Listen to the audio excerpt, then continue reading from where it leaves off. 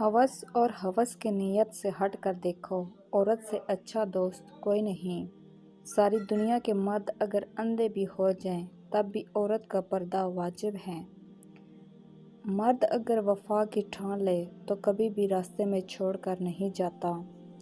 माफ़ी इतनी ही खूबसूरती से मांगनी चाहिए जितनी बदसूरती से इसका दिल दुखाया हो।